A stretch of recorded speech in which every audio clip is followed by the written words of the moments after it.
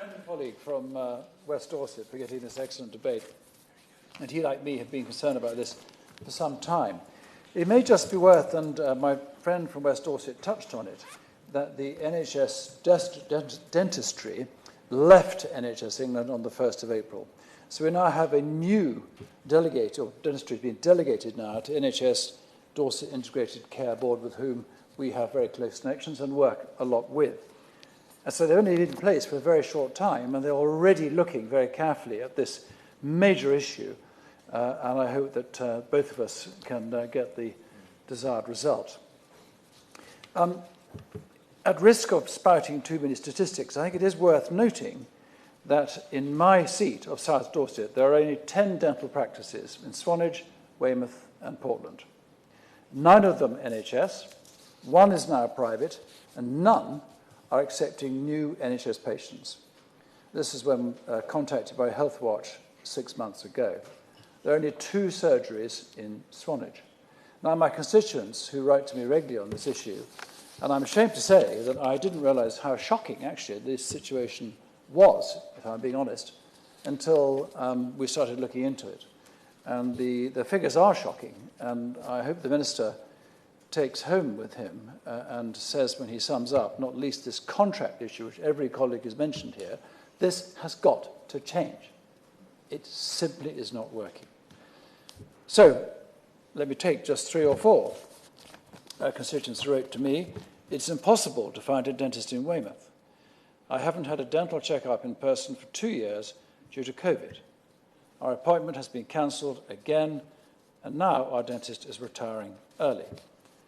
And after telephoning 14 practices ranging from Portland to Poole, Blandford, Sherborne and Wareham in Dorset, through to Castle Carey and Somerset, I was met with 12 straight negative replies and 2 offers of being placed on a very slow-moving waiting list of private treatment offers. This is completely unacceptable. And in a telephone call today, I was shocked, and I think the Honourable Member mentioned the children are being affected, and how right she is.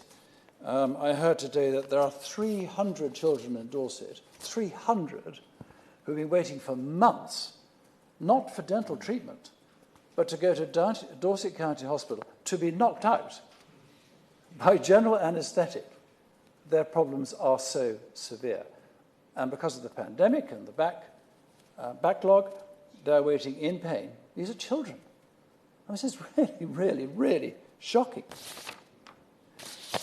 The situation in wider Dorset, which the Healthwatch survey did, again, forgive me for the statistics, but I think it's quite interesting. Of the 95 practices in Dorset, 2 have gone out of business, 13 did not reply, and 78 responded. Of those, no dentists are taking on new adult patients. 2 have closed since last year. 17 are now entirely private. 18 accepted new child NHS patients. 7 accepted patients with additional needs. 23 have waiting lists. Some didn't know how long. 50% have waiting lists longer than 12 months. Purbeck is particularly short of dentists, and 75% of registered patients are still receiving routine checkups, so that was good. And most private practices would accept urgent referrals from NHS 111.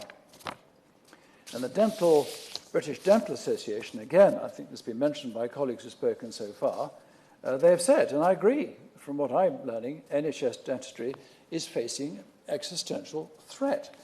And again, what shocked me, before the pandemic, there was only sufficient funds for dentistry to look after 50% of the population.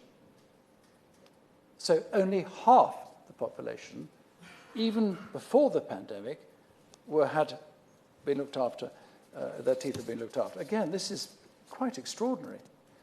11 million, almost 1 in 4 adults, are not having their needs met. 10% of the £3 billion budget is set to be returned to the NHS this year. Not because of lack of demand, Madam Chairman, but because practices are unable to fulfil contractual commitments. And burnout, retention, recruitment, as has been mentioned, is causing a lack of dentists themselves. Now,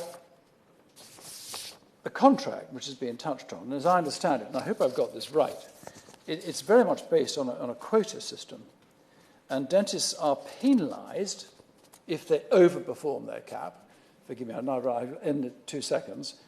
They're penalised if they underperform and their funds are taken away, and they're penalised if patients take on high needs, because those with less needs get paid the same. They get paid the same. And this really is a serious issue, and I very much hope that the Minister can respond, not least to this issue with the contract.